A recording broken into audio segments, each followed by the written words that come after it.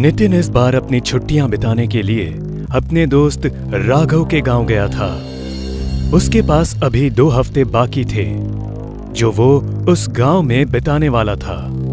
एक शाम यूं ही बरामदे में बैठे हुए नितिन राघव से पूछता है, यार तेरा ये गांव कुछ ज्यादा ही अजीब सा है। मतलब ना बिजली ना पानी, ये सब तो फिर भी समझ में आता है, लेकिन यार ऐसा क्या है कि शाम ढलने के बाद इस गांव में कोई परिंदा भी नजर नहीं आता। ऐसा क्या अजीब है तेरे गांव में? भाई नितिन, मैंने तुझे कितनी बार समझाया है, ऐसे उठ पटांग से सवाल मत पूछा कर। बस इतना समझ जा कि जैसे यहाँ के लोग रहते हैं वैसे रहने की कोशिश करना।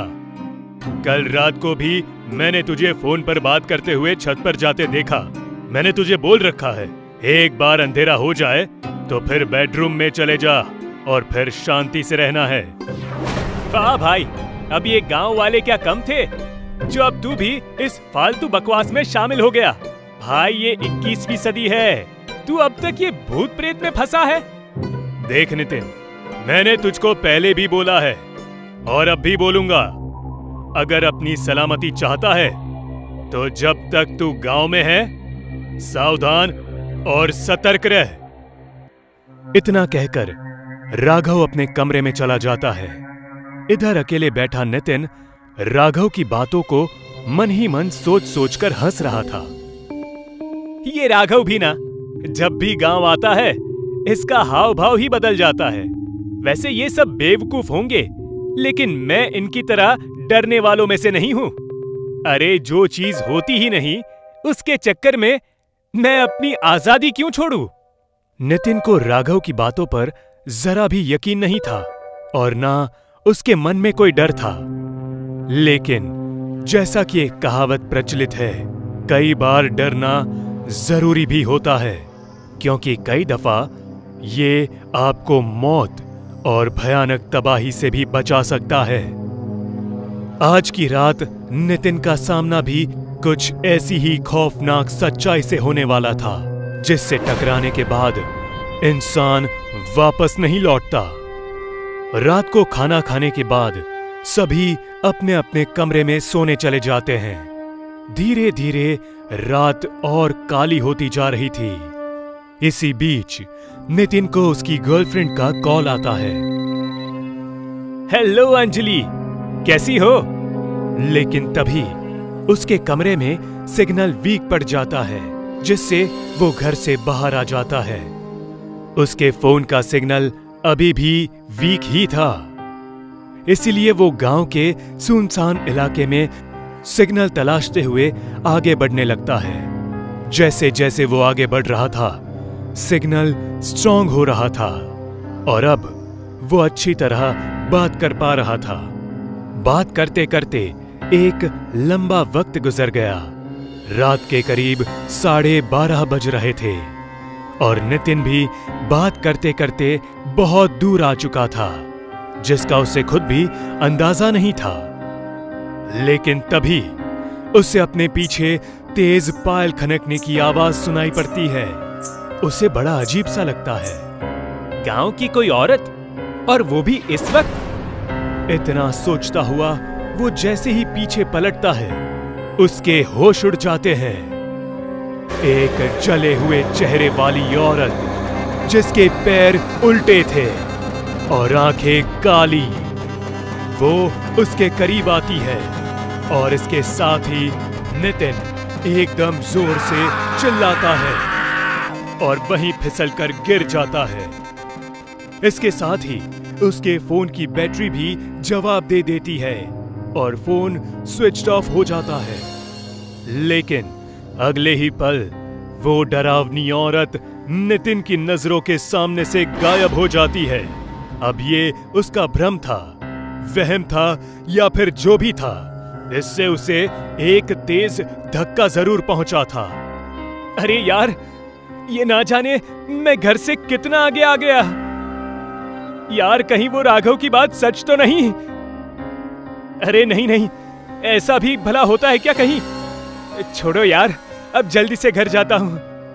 अगर घर वाले जाग गए और मुझे नहीं पाया तो बहुत गुस्सा करेंगे।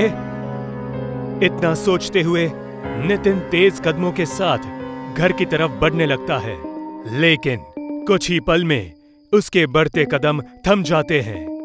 ये देखकर कि सामने एक पेड़ के पास एक उल्टे पैर वाली औरत स्थिर खड़ी है। भले वहां कोहरा अंधेरा था, लेकिन चांद की रोशनी में नितिन को वो उल्टे पैर साफ साफ नजर आ रहे थे, जो किसी औरत के थे। वो औरत पेड़ से सटी नितिन के ठीक उल्टी दिशा में खड़ी थी, जिस वजह से वो उसका चेहरा नहीं देख पा रहा था। इस बार फिर उसे शक होने लगा कि कहीं ये भी उसका वहम तो नहीं, लेकिन इस बार जो वो देख रहा था वो उसका वहम नहीं, एक खौफनाक सच्चाई थी। इसके बाद वो वापस पीछे मुड़ जाता है और अपना रास्ता बदल देता है और दूसरे रास्ते से घर की तरफ जाने लगता है। ये रास्ता एक कच्ची सड़क जैसा था, जो कि एकदम सुनसान और अंधेरे में खोया नजर आ रहा था। नितिन घबराया हुआ लगातार उस रास्ते से आगे बढ़ रहा था, लेकिन एक और बात थी कि उसे खुद नहीं मालूम था कि ये रास्ता आखिर जाता कहां है। अब क्योंकि वो इस गांव से नहीं था, तो उसे बहुत कम जानकारी थी यहाँ के लोग और यहाँ की सड़कों के बारे में। वो बस यूं ही चले जा रहा था, क्योंकि मेन रोड पर वो चुड़ैल घाट लगाए खड़ी थी। नितिन उस कच्चे रास्ते पर भी काफी आगे तक आ चुका था और तभी अचानक वो रास्ता खत्म हो जाता है। ये देखकर उसके होश उड़ जाते हैं और तभी अचानक से सामने वही औरत प्रकट होती है जो उसे अभी चौराहे पर दिखी थी। नितिन डर के मारे कपकपाने लग जाता है। उसकी इतनी हिम्मत भी नहीं हो रही थी कि वो ठीक से खड़ा भी रह सके। तभी वो उल्टे पैरों वाली चुड़ैल एक भयानक आवाज में बोलती है, क्या तुझे इस गांव में देर रात भटकने का अंजाम नहीं मालूम? अंजाम केवल मौत है, मौत। अब इसके लिए तैयार हो जा।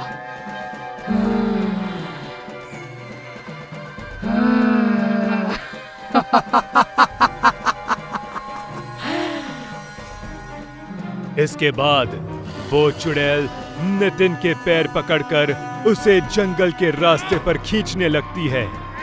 नितिन लगातार रहम की भीख मांगता है। नहीं, अरे छोड़ दो मुझे, जाने दो, मुझे नहीं मालूम था, मुझे नहीं मालूम था। ये सब चल ही रहा होता है कि तभी उसे एक और आवाज सुनाई देती है, नितिन, नितिन। यह आवाज राघव की थी। इस आवाज को सुनते ही नितिन खुशी से चिल्लाने लगता है, राघव, मेरे भाई, मैं यहाँ हूँ, जल्दी से आजा। राघव अपने दादाजी के साथ हाथ में मशाल लिए वहां आता है। मशाल को देख के वो उल्टे पैरों वाली चुड़ैल वहां से गायब हो जाती है और नितिन मौत के मुंह में जाने से बाल बाल बच जाता है। जिसका डर था वही हुआ ना। मुझे तुझसे यही उम्मीद थी। वो तो शुक्र है तेरी गर्लफ्रेंड का, जिसने कॉल कट होने से पहले तेरी चीख सुनी और तुरंत मुझे कॉल किया और हम यहाँ पहुंचे, वरना आज तो तेरी जिंदगी का चैप्टर क्लोज था। अरे हाँ यार, अब मुझे याद आया, जब मैं पहली बार उस चुड़ैल को देखकर चीखा था तब मेरा फोन चालू ही था। तेरा बहुत बहुत शुक्रिया दोस्त। तुम्हारे जैसे बच्चे ना जाने इस उम्र में क्यों इतनी नादानियां करते हैं। जब तुम्हें बोला गया है कि एक उल्टे पैरों वाली चुड़ैल इस गांव में हर रात घूमती है और जवान पैरों की तलाश में होती है, तो तुम्हें इसका खौफ होना चाहिए। खैर, ऐसी बेवकूफी फिर कभी दोबारा मत करना। इसके बाद सभी अपने अपने घर लौट जाते हैं। गांव घरों में यही मानना है कि चुड़ैल के पैर हमेशा उल्टे होते हैं, जिससे आप एक बड़ी सी भीड़ में भी ये पहचान सकते हो कि कहीं इंसान के भेष में आपका सामना किसी चुड़ैल से तो नहीं हुआ?